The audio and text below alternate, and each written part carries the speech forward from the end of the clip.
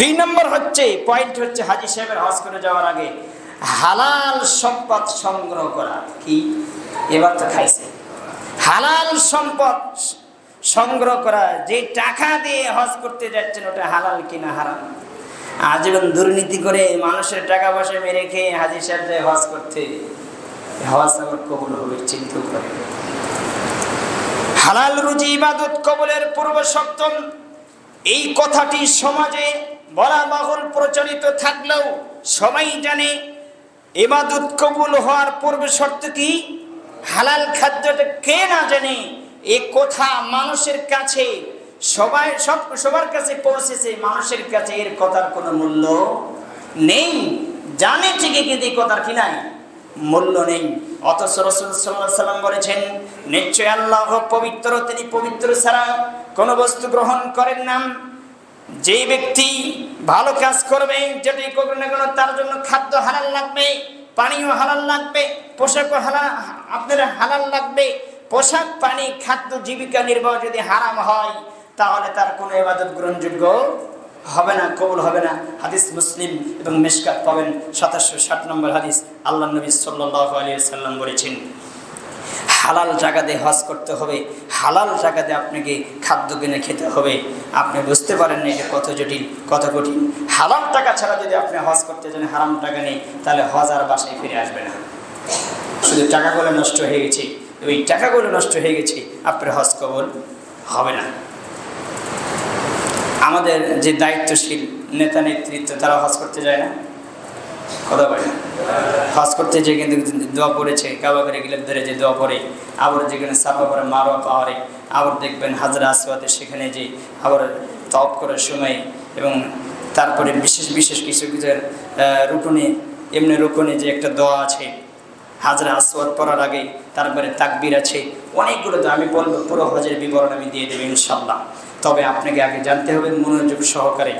তারা কিন্তু জানে, আল্লাহ বলছেন আল্লাযীনা সূরা হজ ইম্মা, আল্লাহ বলছেন আল্লাযীনা ইম্মাক্কান্নাহুম ফিল আরদি আকামুস সালাতা ওয়া আতাউয যাকাতা ওয়া আমরু বিল মা'রুফি ওয়া নাহাউ আনিল মুনকারি ওয়া লিল্লাহি আকিবাতুল উমুর। আল্লাহ বলছেন এই জমিনে আমি যাদেরকে প্রতিষ্ঠিত করব, নেতার দায়িত্ব দিব এবং রাষ্ট্রের দায়িত্ব দিব, তাদের প্রথম কাজ হচ্ছে নামাজ সালাত প্রতিষ্ঠিত করবে। কে বলছে? কথা কয় না, আল্লাহ বলছে। তারপরে তারা যাকাত প্রথা চালু করবে, যাকাত আদায় করবে, সৎ কাজের আদেশ করবে, মন্দ কাজ থেকে নিষেধ করবে। আল্লাহ বলছেন সকল কাজের শেষ পরিণাম ও সিদ্ধান্ত আল্লাহর হাতে নিবদ্ধ। তাহলে আল্লাহ বলছেন এই জমিনে আমি যাকে নেতা করব, এই জমিনে যাকে রাষ্ট্রের দায়িত্ব দিব, সে প্রথম যে রাষ্ট্র দায়িত্ব পেয়ে যে কাজ চালু করবে সেটা কি? পাঁচ ওয়াক্ত সালাত। পাঁচ ওয়াক্ত সালাত যে পড়বে না তাকে হত্যা করতে হবে। দুই নম্বর হচ্ছে যাকাত যে দিবে না তাকে পিটিয়ে যাকাত আদায় করতে হবে। আবু বকর সিদ্দিক করেন নাই? রাসূল সাল্লাল্লাহু আলাইহি ওয়াসাল্লাম করেন নাই? করেছেন। পিটিয়ে যাকাত আদায় করতে হবে। তিন নম্বর হচ্ছে সৎ কাজের আদেশ করতে হবে, অসৎ কাজ থেকে নিষেধ করতে হবে। যাকে নেতৃত্ব দায়িত্ব দিয়েছে এটা তো বুঝি না, ও আপনার জন্য কী করবে? আপনি তো বুঝেন না, কথা বুঝেন না। তাহলে মনে হয় আল্লাহ ছেড়ে দেবে, কথা বল না, ছেড়ে দেবে? দুনিয়ার সবই বুঝে, কিন্তু দিন বিষয়ে বুঝি না। দিন বিষয়ে কি আমরা অনেক অজ্ঞ। আল্লাহ তোমাদের পূর্ণাঙ্গ জ্ঞান দান করো, আল্লাহুম্মা আমিন। লক্ষ্য করা উচিত প্রত্যেকটি মানুষের খাদ্য, পানি, পোশাক, আসবাবপত্র এবং হালাল না হারাম প্রত্যেকটি মানুষের চিন্তা ফিকির করা উচিত। কারণ হারাম মিশ্রিত কোনো ইবাদত আল্লাহ কবুল করেন না। দুর্নীতি, আত্মসাৎ, প্রতারণা মাধ্যমে অর্জিত সম্পদ এবং সুদ, ঘুষ, জুয়া, লটারি, অবৈধ পন্থায় উপার্জিত সম্পদ এবং অর্থ ভক্ষণ করে ইবাদত করলে উক্ত ইবাদত আল্লাহর কাছে পৌঁছবে না, আসমানে যাবে না, তার কোনো ইবাদত কবুল হবে না।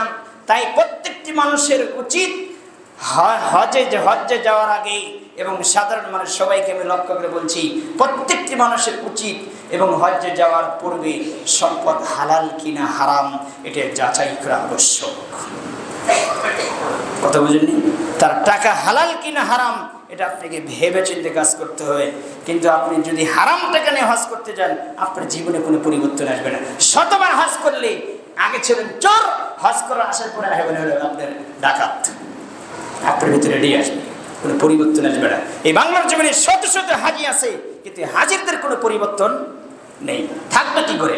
ও তো 800 টাকা নিয়ে হজ করতে গেছে, হারাম টাকা নিয়ে গেছে, ও তো তারপর রাসূল সাল্লাল্লাহু আলাইহি ওয়াসাল্লামের নীতি অনুযায়ী হজ করে নেই, বিধিবিধান অনুযায়ী হজ করে নেই, সে আপনার হক পাবে কি করে? আর পরিবর্তন হবে কি করে? পরিবর্তন কোনোদিন আসবে না, অসম্ভব। 2 নম্বর পয়েন্টে আমি আলোচনা করলাম যে প্রথম আপনাকে যে আকীদার সংশোধন, 2 নম্বর হচ্ছে যে হজ করে যাওয়ার আগে ওই টাকাটা হালাল না হারাম এটা আপনাকে ভাবতে হবে। শুধু হজের ক্ষেত্রে না, আর কোনো ক্ষেত্রে, সব ক্ষেত্রে এটা আপনাকে ভাবতে হবে। 3 নম্বর হচ্ছে হজে যাওয়ার আগে হজের কাফেলা, হজ প্রশিক্ষণ এবং মুআল্লিম সম্পর্কে 2টি কথা বলবো আমি, বেশি লম্বা করব না। হজ সফরের জন্য তাকওয়াশীল আলেম সাথী হওয়া খুবই জরুরি। তাকওয়াশীল আলেম লাগবে হজের সাথী হিসেবে আপনার জন্য।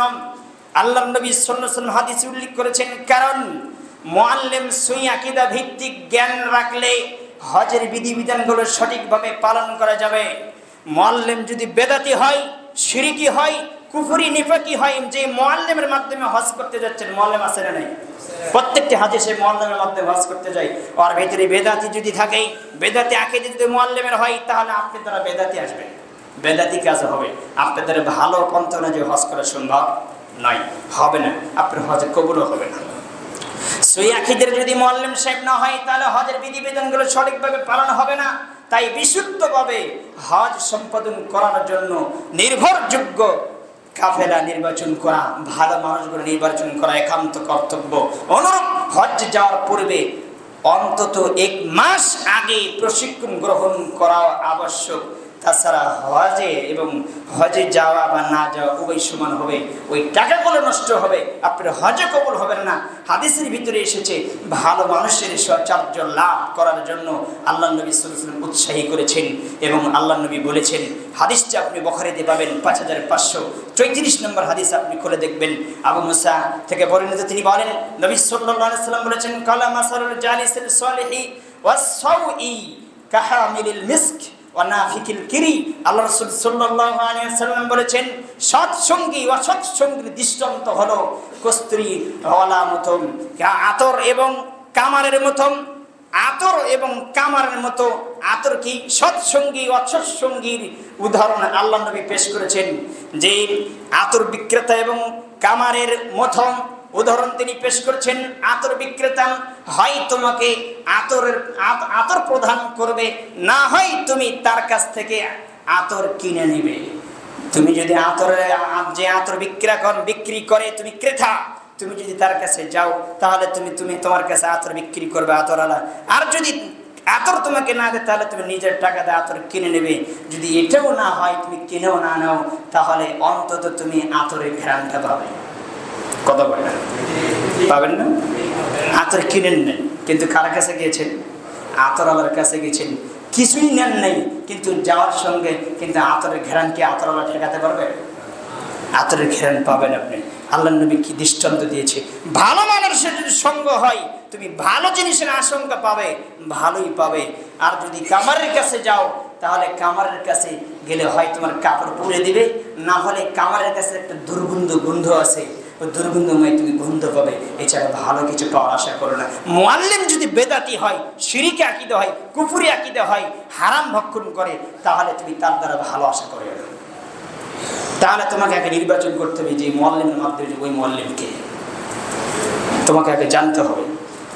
এইগুলো জিনিস আপনাকে খেয়াল করে তদন্ত করে আপনাকে হজ করতে যেতে হবে। কারণ কাফেলা যদি নির্ভরযোগ্য না হয় এবং দায়িত্বপ্রাপ্ত মুআল্লিম যদি বিশ্বস্ত ও তাকওয়াশীল না হয়, তাহলে হজ্জে যাওয়ার সম্ভাবনা মোটেও থাকে না, এবং হজ কবুল হওয়ার সম্ভাবনাও থাকে না, হজ কবুল হবে না। অন্যদিকে ভোগার শেষ মুহূর্ত, ভোগান্তির কোনো শেষ হবে না, আপনাকে ভুগতে হবে কষ্টের উপর কষ্ট, আপনার হজ পূর্ণাঙ্গভাবে আদায় করতে পারবেন না। উল্লেখ্য যে অনেক কাফেলা বিশুদ্ধভাবে হজ পালন করতে পারবে, এরকম মুআল্লিম আছে সহি আকীদার বিশ্বাসী, কিন্তু আকীদা ঠিক হবে, কিন্তু ভালো জিনিস জানাতে গেলে আকীদা যদি সংশোধন করে, তাহলে এক পর্যায়ে দেখা যাবে তাকে যারা হজ করতে যাবে তাদের খুঁজে পাবে না, তারা কিছু সঙ্গে হাজি পাবে। কথা বুঝেন? তার কাছ থেকে কেটে যাবে। এই জন্য যে মুআল্লিম সে যদি সহি আকীদার হয়, ও হকটা বলে না, বেহকটাই থেকে যায়, যার যা যে পন্থা যে অনুযায়ী তরিকা মানে যে আকিদে, সে আকিদে নিয়ে সে হজ করে আসে, শিরক করে, বেদাত করে, সব ধরনের কাজ করে। এই জন্য পরিবর্তন হাজিদের আসে না। এগুলো জিনিস আপনাকে জেনেই তারপরে হজ করতে যাবে। এবার যে কথাগুলো আমি বললাম, দেখেন তো কোন হাজির ভিতরে আছে। হাজিকে আপনি জিজ্ঞাসা করবেন, বলেন তো ইমানের শাখা কি, ইমান কারে বলে? যে হাজি সাহেব হজ করে এসেছে, ওর বয়স 60-70 বছর হয়েছে, আপনি জিজ্ঞাসা করেন 5 ওয়াক্ত সালাত দিব্যি পড়ে যাচ্ছে, আপনি জিজ্ঞাসা করেন, এরকম ব্যক্তিকে জিজ্ঞাসা করবেন ইমান কাকে বলে, উত্তর আসবে না, উত্তর দিতে পারবে না। এই জন্য সৌদি আরব যারা বিদ্যানগুণ শেখ, তারা যদি আপনার চাকরির জন্য ইন্টারভিউ দেয়, যদি চাকরি নয় ভাবে ভাইবা পরীক্ষা চলে, তাহলে প্রথম আগে জিজ্ঞাসা করে লা ইলাহা ইল্লাল্লাহর অর্থ কি, তুমি বলো। যদি অর্থ লা ইলাহা ইল্লাল্লাহ অর্থ যদি পূর্ণাঙ্গ বলতে পারে, তাহলে তাকে চাকরি দেওয়া হবে। তা লা ইলাহা ইল্লাল্লাহ অর্থ যদি ঠিক মতো না বলতে পারে, তাহলে তার চাকরি হবে না, প্রথমই ফেল। কথা বোঝেন? তাই আমাদের অবস্থা তো তাই। এক বেচারাকে জিজ্ঞাসা করেছে লা ইলাহা ইল্লাল্লাহ অর্থ কি, আল্লাহ ছাড়া কিছুই নেই, এটা কি অর্থ? তো এরকম বহু মুসলিম আছে লা ইলাহা ইল্লাল্লাহর অর্থ করে না, অথচ সারাদিনও জিকির করে। আর কিছু মানুষ অর্থ করে, কোনো কিছুতেই কোনো কিছু হয় না, যা কিছু হয় আল্লাহ থেকে হয়। লা ইলাহা ইল্লাল্লাহর অর্থ এটা, আল্লাহর হুকুম ছাড়া গাছের পাতা নড়ে না, গাছের পাতা পড়ে না, এটাকে লা ইলাহা ইল্লাল্লাহর অর্থ। যে যেভাবে বুঝি, আল্লাহ তোমাদের বোঝার এবং মানার তুমি তৌফিক দান করো, আল্লাহুম্মা আমিন। এবার আসেন শেষ পর্যায়ে যে কথা আমি তুলে ধরবো, সেটা হচ্ছে যে অধিকাংশ হাজিদের অবস্থা এবং মুআল্লিমদের অবস্থা। এক পর্যায়ে রাসূল সাল্লাল্লাহু আলাইহি ওয়াসাল্লাম বলেছেন, কিয়ামতের মাঠে কাফেলা সহ এই হাজির যে কাফেলা ছিল, যারা হজ করতে গিয়েছিল এবং যে মুআল্লিমের মাধ্যমে গিয়েছে, প্রত্যেকই কাফেলা এবং হাজিদেরকে কাল কিয়ামতের দিনে আল্লাহ সুবহানাহু ওয়া তাআলা আটকে দেবেন, ধরে ফেলবেন। বলো তুমি কি করেছো? আটকাবেন না, আল্লাহ সুবহানাহু ওয়া তাআলা আটকে দিবেন। দিন রাত আমরা যে কাজগুলো করে যাচ্ছি, আল্লাহ তুমি আমাদের বোঝার এবং মানার তুমি তৌফিক দান করো, আল্লাহুম্মা আমিন।